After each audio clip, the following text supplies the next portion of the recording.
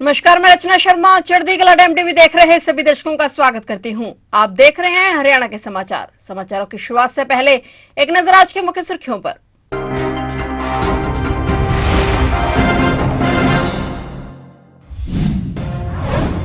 किसानों को होगा 60 करोड़ रुपए का फायदा। सीएम नायब सैनी ने केंद्रीय वित्त मंत्री को लिखा पत्र। कई मशीनों की खरीद पर मांगी जीएसटी छूट। हरियाणा में खेलों में फिक्सिंग पर सख्त कानून, जेल की सजा का प्रावधान। हरियाणा सरकार ने नया विधेयक किया पेश। हरियाणा के पूर्व सीएम हुड्डा ने इस्तीफे की दी चेतावनी। इंस्पेक्टर भर्ती घोटाले को लेकर मचा हंगामा। बजट सत्र के 8वें दिन की कार्रवाई में बड़ा बवाल।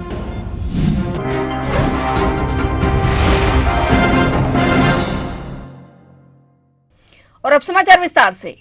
हरियाणा सरकार ने केंद्र सरकार से फसल अवशेष प्रबंधन में इस्तेमाल होने वाले 10 कृषि उपकरणों पर जीएसटी में छूट की मांग की है। मुख्यमंत्री नायब सिंह सैनी ने केंद्रीय वित्त एवं कारपोरेट कार्य मंत्री निर्मला सीतारमण और केंद्रीय कृषि एवं किसान कल्याण मंत्री शिवराज सिंह चौहान को पत्र लिखा है। केंद्रीय मंत्रियों को लिखे पत्र में मुख्यमंत्री नायब सिंह सैनी ने कहा कि हरियाणा के किसान देश के अन्न भंडार में महत्वपूर्ण योगदान दे रहे हैं। पिछले कुछ वर्षों में पराली दहन एक महत्वपूर्ण समस्या के रूप में उभरी है, जिससे लोगों के स्वास्थ्य पर प्रतिकूल प्रभाव पड़ता है। हरियाणा के किसान फसल अवशेष प्रबंधन में नई मशीनों का इस्तेमाल कर रहे हैं। उन्होंने कहा कि राज्य सरकार ने अगले वर्ष 2025 के लिए पराली का एक कार्य योजना तैयार की है, जिसमें फसल अवशेष प्रबंधन मशीनों की खरीद पर लगभग 200 करोड़ रुपए का अनुदान दिए जाने का प्रावधान है। इन मशीनों की खरीद पर कुल 500 करोड़ रुपए का खर्च आने की संभावना है, जिसमें लगभग 60 करोड़ रुपए किसानों पर जीएसटी के रूप में अतिरिक्त बोझ पड़ेगा। सीएम नायब सैनी ने कई मशीनों की खरीद पर जीएसटी छूट की मांग की है।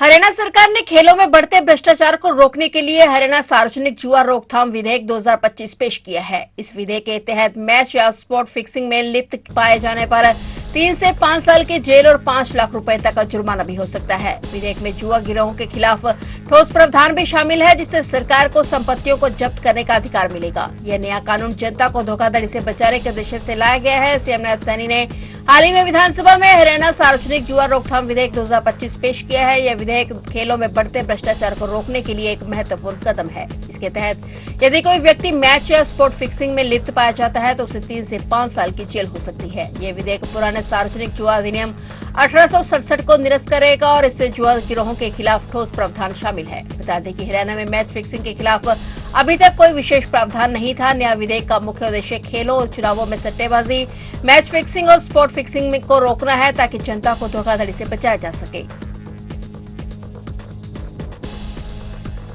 हरियाणा विधानसभा के बजट सत्र के आज 8वें दिन की कार्रवाई चली, जिसमें प्रश्नकाल के बाद बजट पर चर्चा शुरू होनी थी। लेकिन चर्चा शुरू होने से पहले ही 2008 में हुए इंस्पेक्टर भर्ती घोटाले को लेकर हंगामा मच गया। भाजपा विधायक ओम प्रकाश यादव ने जवाब मांगते हुए वॉकआउट की चेतावनी दी। इस पर पूर्व सीएम भूपेंद्र हुड्डा ने हाईकोर्ट का फैसला पढ़कर सुनाया कि उसमें कहीं भी सदन में उठी इस भर्ती में गड़बड़ी की बात नहीं है। इस पर सीएम सैनी ने कहा कि यह विषय 2008 का है। इस पर पूर्व सीएम भूपेंद्र हुड्डा ने आपत्ति जताई। पूर्व सीएम भूपेंद्र सिंह हुड्डा ने कहा कि आप सदन में कोर्ट के फैसले को लेकर डिस्कस नहीं कर सकते। उन्होंने ये भी कहा कि अगर सीएम की कोर्ट के फैसले को लेकर बातें सच हैं तो मैं विधानसभा से इस्तीफा दे देता हूँ। इस बीच विधानसभा में जमकर हंगामा हो गया।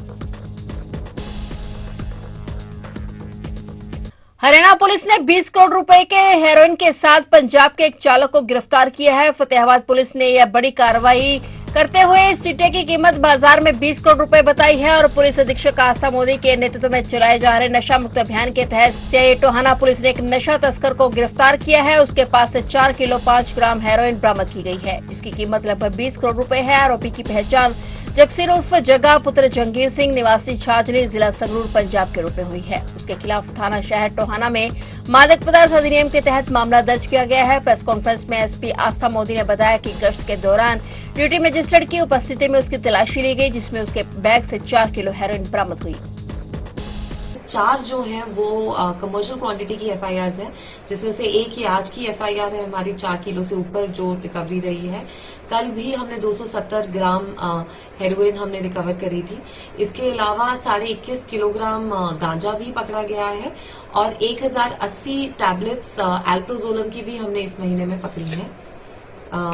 और इसके अलावा हमने जो नारकोटिक्स के ऊपर हम रेगुलरली काम कर रहे हैं, तो 2 प्रपोजल हमने पिट एनडीपीएस के भी बना के भेजे हैं, जिनमें से एक स्क्रीनिंग कमेटी से क्लियर हो गया है। तो हम आशा करते हैं कि उसमें भी बहुत जल्द हम लोग उन्हें प्रिवेंटिव डिटेंशन में ले सकें। कीमत कितनी बताइए जी इस मार्केटिंग में इसकी? जी, एस्टिमेटेड वैल्यू करीबन 20 करोड़ से ज्यादा ही रहेगी, क्योंकि जो भी एस्टिमेट्स हैं वो इसी प्रकार से हैं कि 5 करोड़ के करीब 1 किलो का वर्थ है। हरियाणा के गरीब लोगों के लिए खुशी की खबर सामने आई है। प्रदेश के सीएम नायब सिंह सैनी ने कहा कि पीएम आवास योजना के तहत गरीबों को मकान बनाने के लिए लगभग 70,000 लाभार्थियों के बैंक खातों में 150 करोड़ रुपए कल 20 मार्च तक डाल दिए जाएंगे। उन्होंने कहा कि योजना का लाभ उठाने के लिए स्वयं को पोर्टल पर पंजीकृत करने वाले लोगों के सत्यापन का काम पूरा हो गया है। बृहस्पतिवार तक किस्त उनके खातों में भेज दी जाएगी। उन्होंने कहा कि सरकार ने प्रदेश में गरीब लोगों को आवास सुविधा उपलब्ध कराने के उद्देश्य से एक पोर्टल बनाया हुआ है। उन्होंने कहा कि केंद्र सरकार ने प्रधानमंत्री आवास योजना पार्ट 2 शुरू की है। इसके लिए आवेदन मांगे गए हैं। विशेष बात यह है कि इस योजना में केवल बीपीएल ही नहीं बल्कि अन्य मध्यम वर्गीय परिवार भी आवेदन कर सकते हैं। हरियाणा के पूर्व उप मुख्यमंत्री दुष्यंत चौटाला ने बजट को प्रदेश की जनता के लिए निराशाजनक बताया है। दुष्यंत चौटाला ने कहा कि मुख्यमंत्री नायब सैनी ने पूर्व गठबंधन सरकार की बड़ी परियोजनाओं के लिए बजट न देकर हरियाणा के विकास की दिशा भटकाई है। उन्होंने कहा कि आज भाजपा सरकार के पास प्रदेश को प्रगति के पथ पर ले जाने के लिए कोई बड़ा प्लान नहीं है और बिना सोचे समझे बजट में हवाई घोषणाएं की गई हैं। दुष्यंत चौटाला ने कहा कि बजट में युवाओं के रोजगार, किसान, कमेरे वर्ग और विकसित हरियाणा बनाने के लिए नाम मात्र ही घोषणाएं की गई हैं। हरियाणा के कुरुक्षेत्र जिले के पवित्र सरस्वती नदी के किनारे से मीट की दुकानों को हटाया गया है। शहर में भरे पवित्र सरोवर में नहाने के एवज में कभी औरंगजेब जजिया कर लेता था और अब यहां पर मीट की दुकानें हटा दी गई हैं और यहां बुलडोजर चलाया गया है। एसडीओ सोमनाथ के नेतृत्व में अतिक्रमण हटाओ अभियान चलाया गया, जिससे लोगों से अपील की गई कि वे सरस्वती नदी के किनारे से अतिक्रमण हटाएं। हरियाणा सरस्वती धरोहर विकास बोर्ड के उपाध्यक्ष धुमन सिंह किरमच ने बताया कि प्रशासन के सहयोग से कुरुक्षेत्र की पवित्र सरस्वती नदी के किनारे से अतिक्रमण हटाया गया है। इस अभियान के दौरान बिशनगढ़ गांव और धक्का बस्ती के पास नदी के किनारे 6 से 7 मीट की दुकानों को हटाया गया है। उन्होंने लोगों से अपील की कि सरस्वती नदी की पवित्रता को बनाए रखें। हरियाणा के करनाल में उस समय रिश्ते तार-तार हो गए जब कमालपुर रोडान गांव में बेटे ने अपनी संपत्ति विवाद के चलते माता पिता की ही हत्या कर दी। पुलिस ने आरोपी बेटे हिम्मत सिंह को गिरफ्तार कर लिया है। हत्या की वारदात को अंजाम देने के बाद बेटे ने मां बाप के शव को नहर में फेंक दिया था और पुलिस ने मां का शव बरामद कर लिया है, जबकि पिता की डेड बॉडी की तलाश की जा रही है। बता दें कि वारदात संबंधी जरनैल सिंह वासी गांव कमालपुर रोडान से शिकायत दी गई थी कि 15 मार्च को उसके पड़ोसी के माध्यम से पता चला कि उसका भाई महेंद्र सिंह और उसकी भाभी बाला देवी घर पर नहीं है और गेट को ताला लगा हुआ है। सभी रिश्तेदारों से पता करा लेकिन उनकी जानकारी नहीं मिली। अब जब उसने घर जाकर देखा तो ताले लगे हुए थे और गैलरी में खून के निशान मिले थे। इंद्री थाना पुलिस ने मामले की गहनता से जांच शुरू की और आसपास के सीसीटीवी फुटेज चेक कराए गए। इस दौरान टीम को कई साक्ष्य मिले और आरोपी तक पहुंच की गई। हरियाणा विद्यालय शिक्षा बोर्ड की 10वीं और 12वीं कक्षा की वार्षिक परीक्षाओं में नकल रोकने के लिए सख्ती बढ़ाई गई है, जिसके तहत प्रदेश में नकल के 490 मामले दर्ज किए गए हैं। नकल के आरोपियों पर 68 एफआईआर भी दर्ज की गई हैं और बोर्ड परीक्षा के दौरान लापरवाही के आरोप में 67 कर्मचारियों के खिलाफ विभागीय कार्रवाई के लिए शिक्षा विभाग को पत्र भेजा गया है। हरियाणा बोर्ड के चेयरमैन डॉक्टर पवन कुमार ने बताया कि 10वीं और 12वीं कक्षा के करीब 5 लाख परीक्षार्थी 1433 केंद्रों पर परीक्षा दे रहे हैं। इन पर निगरानी के लिए 229 उड़न दस्ते बनाए गए हैं। बोर्ड परिसर से ऑनलाइन माध्यम से भी परीक्षा केंद्रों पर नजर रखी जा रही है। फिलहाल हरियाणा के समाचारों में इतना ही और नए समाचारों के साथ फिर से हाजिर होंगे। तब तक के लिए देखते रहिए चढ़ती कला टाइम टीवी और अब मुझे दीजिए इजाजत। धन्यवाद।